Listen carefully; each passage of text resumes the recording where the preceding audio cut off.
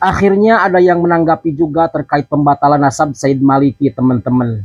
Bahwa nasab Said Maliki itu tidak tersambung ke Kangjeng Nabi, kata Sugeng Sugiono dan juga Ajis Jajuli. Kemudian dibantah langsung oleh kelompoknya sendiri, si begal nasab, yaitu Kiai Ja'far Batu Ampar Madura, teman-teman. Dan tahukah teman-teman, yang dibuat bantahan itu adalah syuhroh wal istifadah. Tes DNA itu hanya dijadikan data sekunder, bukan data primer. Artinya, itu adalah data pendukung. Kalau memang beliau misalnya syuhroh istifadah sudah sah. Kata si Ajis Jajuli juga, dan juga Sugeng Sugiono, Said Maliki itu dari keturunan Bani Sulaim, bukan dari keturunan Bani Hashim. Bagaimana bantahan Kiai Ja'far? Silahkan simak sampai selesai. Assalamualaikum warahmatullahi wabarakatuh. Bismillah walhamdulillah wassalatu wassalamu ala rasulillah wa ala alihi wa ashabihi wa man wala wa la hawla wa la quwata illa billah, amma ba'd. Para subscriber, para followers, para pecinta channel Ponpes Abu Syamsuddin Batu Ampar dan seluruh pemirsa dimanapun kalian berada, semoga hari kalian semua menyenangkan, amin ya rabbal alamin. Baik teman-teman, pada kesempatan kali ini saya ingin membahas tentang fatwa si Sugeng yang hanya berdasarkan info dari salah satu channel media, yaitu channel X, yang di sana si Sugeng mendapatkan foto tentang tes DNA dari salah satu keluarga Sayyid Muhammad bin Alwi Al-Maliki Al-Hasani di Mekah. Kemudian dengan foto itu si Sugeng mendeteksi tentang DNA dari keluarga, salah satu keluarga Sayyid Muhammad bin Alwi Al-Maliki ternyata tidak terkonfirmasi kepada keluarga Al-Idrisi yang ada di Maroko. Ini adalah salah satu perbuatan offset dari si Sugeng yang hanya ahli dalam DNA, kemudian memastikan pembatalan itu berdasarkan sumber yang tidak jelas. Kenapa saya bilang seperti ini? Kami sudah telusuri dan mengikuti tentang penjelasan-penjelasan si Sugeng itu di dalam membatalkan nasab Sayyid Muhammad bin Alwi Al-Maliki Al-Hasani. Kemarin juga saya mengikuti sampai selesai.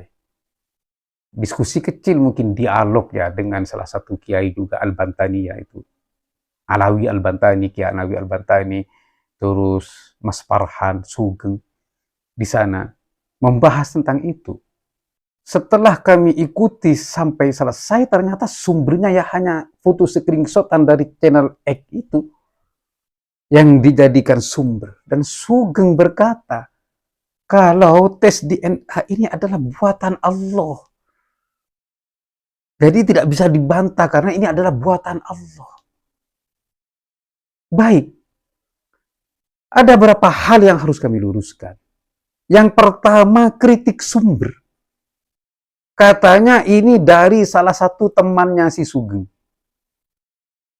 Pertanyaannya, apakah si Sugeng punya teman akrab di Mekah karena belajar, sama-sama belajar misalnya di Amerika atau di Eropa tentang DNA itu? Ini yang pertama, yang perlu dijawab oleh Sugeng. Terus yang kedua, tentang salah satu keluarga Sayyid Muhammad bin Alwi Al-Maliki itu tidak dijelaskan. Siapa namanya, putranya, atau saudaranya, atau keponakannya. Tidak dijelaskan kan? Berarti ini majhul. Wal majhul la yuhtajju bihi. Karena begini teman-teman, kalau memang itu saudaranya, beliau itu saudara laki-lakinya hanya 2. Nah, yang 3 perempuan. Ini saudara beliau. Terus, kemudian saudara perempuan beliau itu menikah bukan dengan Sayyid semuanya. Dengan Al-Balkhi, dengan Ar-Rais. Keluarga Ar-Rais. Begitu. Nah, kalau putra-putra beliau, iya memang. Nah, kalau memang itu keluarga itu dari putra beliau, kan tidak dijelaskan salah satu dari keluarga Al-Maliki. Ini harus dipastikan.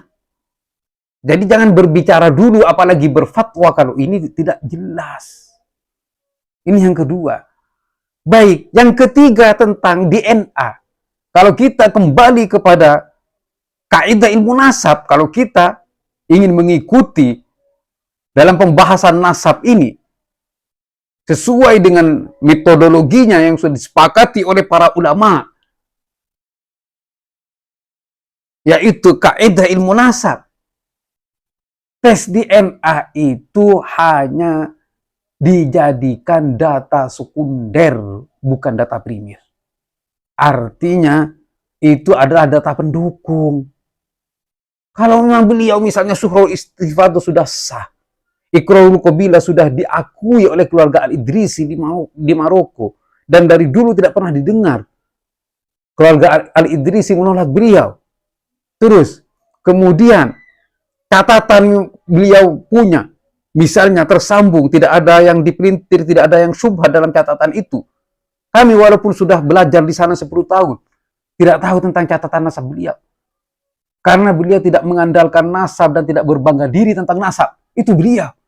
Beliau hanya berjuang di dalam menjunjung tinggi kalimat Allah Subhanahu wa Ta'ala dan memperjuangkan sunnah-sunnah baginda Nabi besar Muhammad Sallallahu Alaihi Wasallam dan menyebarluaskan akidah Ahlus Sunnah wal Jamaah.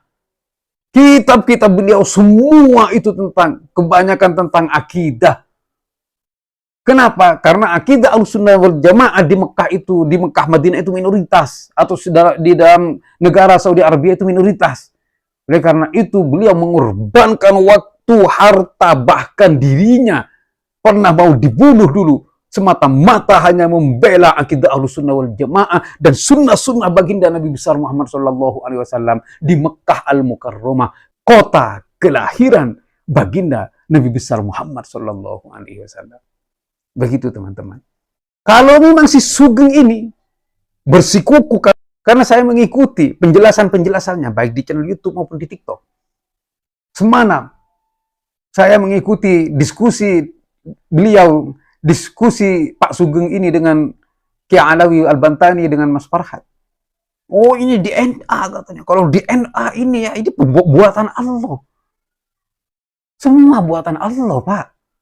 HP ini buatan Allah, mobil buatan Allah, robot-robot itu buatan Allah, tapi melalui tangan siapa?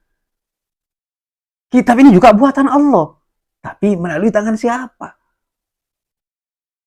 Jadi jangan mendewakan tes DNA, karena itu semua buatan manusia, walaupun itu atas kehendak Allah Subhanahu wa Ta'ala. Kitab saja dalam kaidah ilmu nasab, la yanbaghi alaina alla ayyuqaddisan nusus. Kita tidak boleh bagi kita untuk mendewakan nas-nas itu. Kita harus teliti dulu.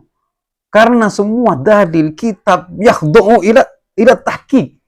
Semua harus tunduk terhadap tahqiq, penelitian, verifikasi. Begitu. Oh, ini kan mesin itu lebih akurat daripada tangan. Mesin itu dibuat tangan. Sama seperti kitab itu juga dibuat tangan. Walaupun itu atas dasar kehendak Allah Subhanahu wa Ta'ala. Apakah kalau mesin itu tidak bisa salah? Mesinnya yang tidak salah, tapi tangan yang membuat itu yang salah. Astagfirullah nanti. Oleh karena itu para ulama sepakat, selain Al-Quran dan Al-Hadis harus diteliti, apapun itu, apalagi cuma mesin. Apalagi hanya buatan mereka, orang Eropa atau orang Amerika. Begitu, Pak. Oh, karena itu keahlian Anda dalam DNA, Anda dewakan, agar Anda menjadi yang pertama dan paling utama dalam polemik nasab.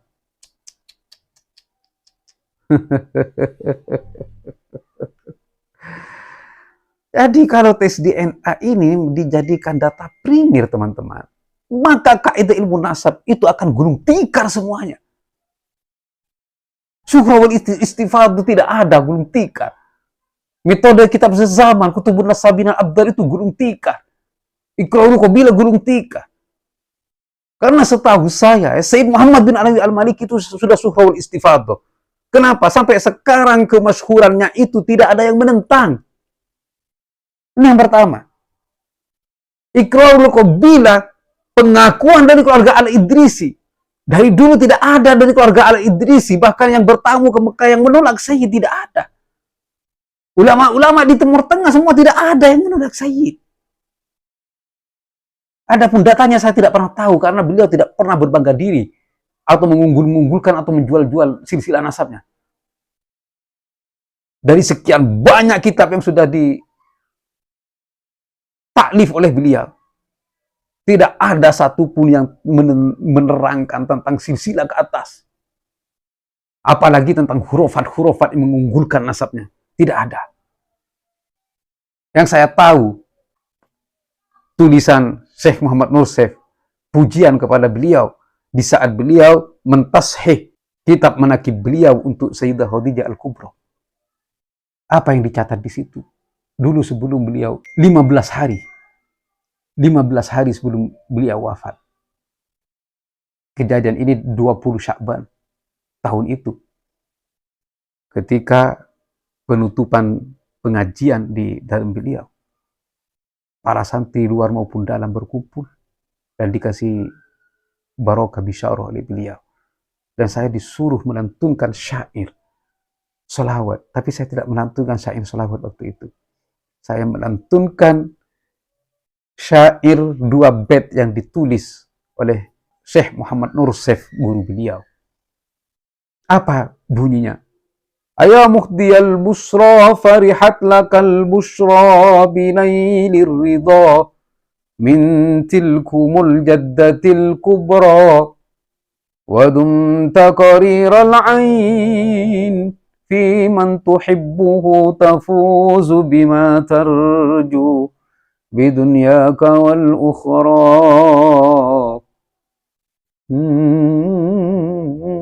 Itu apa artinya? Wahai pemberi hadiah untuk Al-Bushra. Siapa Al-Bushra itu? Siti Khadijah. Al-Bushra, berbahagia dengan hadiahmu. Wahai Sayyid. Dengan mendapatkan keridhaan min tilkumul jaddatil kubra, dari nenek moyangmu, yaitu Al-Kubra. Siti Khadijah Al-Kubra.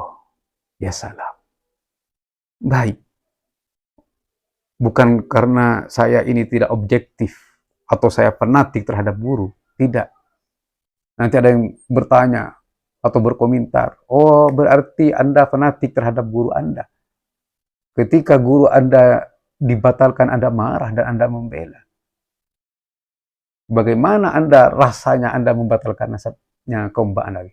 Saya tidak pernah berfanatik tentang itu. Kalau memang si Sugeng itu mempunyai bukti dari pembatalan Syuhra wal Istifadah, Syed Muhammad bin Ali Al-Maliki, Iqrarul Qabilah dari Qabilah Al-Idrisi, pembatalan dari Iqrarul Qabilah, terus pembatalan dari data, karena semua ini adalah paling utama dalam metode pengisbatan nasab dari kitab Qaidah Ilmu Nasab.